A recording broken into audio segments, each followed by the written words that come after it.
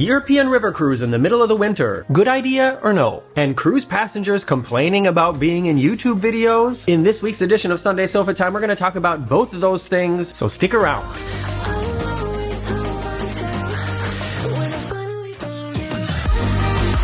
It is Sunday, February 23rd. I'm Morgan from the Very Unofficial Travel Guides. I've been making travel videos for over 15 years of popular and not so popular tourist destinations to give you a very honest, unofficial look at what it's like to be there. And my travel books, Getting Stitches on a Cruise Ship and Places Please, have been enjoyed by thousands of readers around the world who love travel, cruises, and theater. So if you like to read and want to give me a little extra support, check them out on Amazon now. Okay, for me, people, 2025 seems to be becoming the year of like last minute travel plans. I think if you've been around here a while, you know, I don't usually plan very far in advance. I know there are people out there that have a cruise booked for this October and a down payment on a cruise for next March and then a Disney vacation planned for Halloween 2026. I can't do that. It's not that I can't do that, but like, my head can't do that. I know there are a lot of advantages to planning things further in advance, and in some ways, it's probably a way that you can travel more for a little bit less money. But I don't know, just the way that my life works, and especially the way that Marcus's job works, it's so hard for us to plan something really far in advance because we sit down and we think, how do we know what we're going to want to do in October of 2026? That's why I also can't like plan a week of food menus at home. I don't know what I want to eat tomorrow. And another factor that comes into play is a lot of times when you travel last minute, you can get even better deals. And that's definitely the case this time. So this video is going online for everybody on Sunday. Patreons and channel members will have seen it earlier, but I'm actually recording it on Thursday today. And just a couple days ago, I booked a river cruise that's leaving on Tuesday. So I guess I better start packing. And I'm really excited to try one of these lesser expensive European river cruise lines again. I have cruised with the Miss Viva Tiara. Ladies and gentlemen, please welcome to the stage, Miss Viva the Diva Tiara. Okay, that was really embarrassing because there's people sitting all over the place. The Miss Viva Tiara. It's actually the MS Viva Tiara. The cruise line is Viva Cruises, and the MS, I just said, looks like a drag queen name, Miss Viva Tiara. So for this cruise, I'm cruising with the Miss Viva One. Or should I call it the Miss Viva Oni? I bet if I did that, I would get a lot of hate comments. So let me show you what I have coming up. If I go to the Viva Cruises website, I can change the language to English up here, and then if I just search for cruises in February, it's one of the first ones that comes up here. If you've never been on a European river cruise, let me just quickly go through this list of things that are included while on board, at least while on board this itinerary. It says full board with breakfast, lunch, and dinner. And speaking of planning ahead, if they do this the same way that all the other river cruises do that I've been on, at breakfast time, I think, you have to choose what you want for lunch and dinner. So there are different options to choose from, but you don't choose what you want for dinner at dinner time. You choose it earlier in the day or maybe even the day before. We'll see. It also says here, high quality alcoholic and non-alcoholic drinks all day from the entire bar menu, including soft drinks, juices, coffee, and so on. So basically, drink package included. Once per trip, they offer a high tea with a selection of sweet and savory treats such as scones, sandwiches, cupcakes, chocolates, macarons, and various teas. This reminds me, I have to ask you all something, especially my friends in the UK. There's something that you're supposed to do or not do with the little sandwiches at high tea.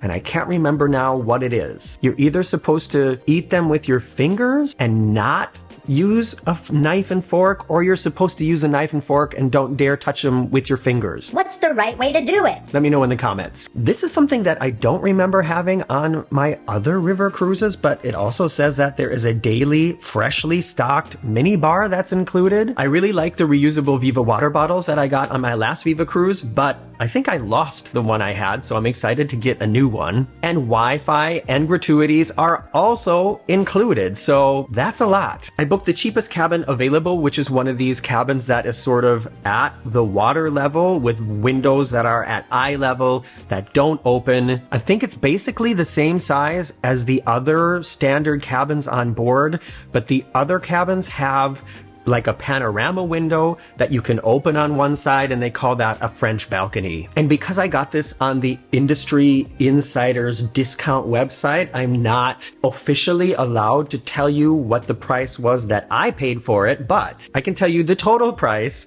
with my train ticket to Düsseldorf and back from Hamburg. The whole thing is still costing me less than, let's say, 650 euros. And if you've done any traveling with the trains in Europe, you know a train ticket from Hamburg to Düsseldorf and back, if you buy it at the right time, costs around, let's say, 120 euros, just to give you a ballpark figure. The cruise is only a 4-night cruise, and I think that's going to be great for right now because it's freaking cold outside. And I think being on the river and then walking around in these cities all day, especially the cities over on the coast, it's going to be even freaking colder. But so you can see here, we leave Düsseldorf. The next day we have a very long day in Amsterdam. I'm a little bit disappointed that we don't have an overnight in Amsterdam. Many river cruises that do go to Amsterdam stay there overnight, and then you just use the ship as like your hotel. We don't do that. We have to be back on board by 10 o'clock. And the next day we have a very short stay in Rotterdam, which I think is disappointing because that's a city that I'm kind of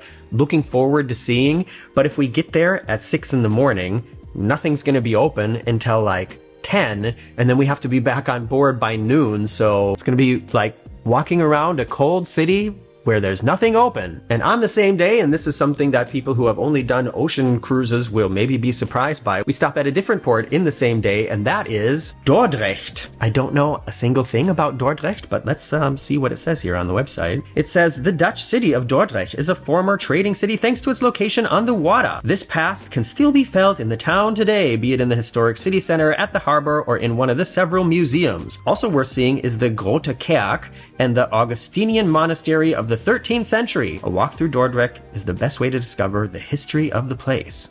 Well, all right. Wow. I also see that we're there until 11 o'clock at night, so maybe there's a good bar to go to later. And then on the next day, on the way back to Düsseldorf, we stop in Nijmegen, and Nijmegen is close to where Marcus grew up. So he's been there before, he kind of knows his way around, and the way it's looking right now, he's going to be able to come with me on the cruise, but because of certain work projects, he also might have to cancel last minute. So we'll see how that goes. Stay tuned. You'll find out soon, just like I will. And then on the 5th day, we arrive back in Düsseldorf. And here is something that I'm also really looking forward to. It's Carnival in Düsseldorf. So Carnival is basically like Mardi Gras, or actually, it's more like Mardi Gras is like Carnival. So the weekend is full of huge parties all around the city, and then Monday is the day where there's a huge parade. The whole city shuts down. Everybody goes and watches this parade and dresses up in crazy costumes and starts drinking at 10 in the morning. Not the worst way to spend a Monday. And I'm looking forward to that, and I'm sure I'll be posting pictures of it on Facebook and Instagram as well. So that's my upcoming river cruise. I'm looking forward to experiencing it myself. I'm looking forward to showing you around. If you have any specific questions or things you want to see or know about, make sure you let me know soon, because like I said, it starts on Tuesday. And before we move on to this whole issue about people not wanting to be in YouTube videos on cruise ships, let me just remind you to please give this video a thumbs up and consider subscribing if you haven't done it already. Okay, when I woke up this morning and was having my morning decaf mocha that I made with our fancy new coffee machine right there, I was watching one of the fun and entertaining videos from fellow YouTuber Tony at Lalito Loca, and he was saying that there was a passenger on a themed cruise that must have booked the cruise knowing that it was a themed cruise for, I think, John Heald, and that John Heald was walking around with his camera, and this guy walked up to him and was like, "Don't put me in your video. I don't want to be on YouTube." And that reminded me, I'm pretty sure that on my last river cruise, I had a similar uncomfortable situation. I was filming on the top deck, way away from everybody else, and this woman just decided to take a walk past and around me. Like, she literally purposefully walked to where I was to see what I was doing and then walked around me so she would be in the camera, and then she approached me to complain that she didn't want to be in the video and I didn't ask her permission. And I was like, what? There was also a time when I was on an ocean cruise where I was doing like a broad pan to film the atmosphere in a very crowded bar on board, and a passenger who was sitting on the other side stood up, walked all the way through this crowded bar over to me, and also complained that I wasn't allowed to post a video of any of these people unless I got their permission first,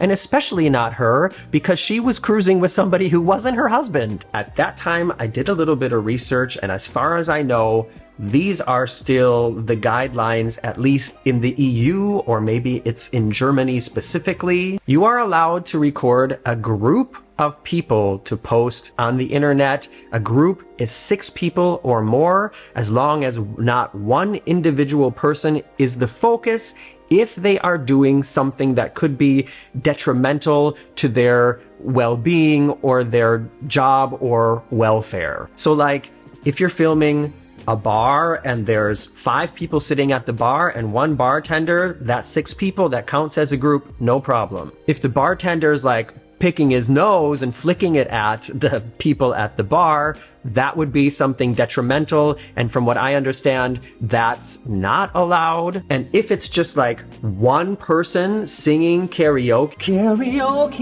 and they're like totally bombing and there's nobody else to see in the video, and you don't know this person and don't have their permission, I guess that's not allowed either. And honestly, that is kind of a dick move, isn't it? Basically, anytime you go out in public, anytime you go to a theme park or on a cruise ship, especially any tourist destination, there are going to be people with cameras everywhere. And I think it's really hard to control whose video you might show up in the background. And if you don't want to be filmed at all when you go to these places, then you either have to like rent out the whole place to yourself or just don't go. By the way, I always think it's like amazing and fun when you write to me to say that you saw you in the background of my videos, and that's happened a couple times now. And I've always wanted to show up in the background of somebody else's video too, not realizing that they were there filming. I think that would be fun too. All right, everybody, thanks for spending this part of your Sunday with me, or whatever day it is you choose to watch this. Make sure you check back soon for the videos of the Miss Viva Oni and some crazy pictures of Carnival in Düsseldorf. And I look forward to seeing you back here soon. Bye-bye.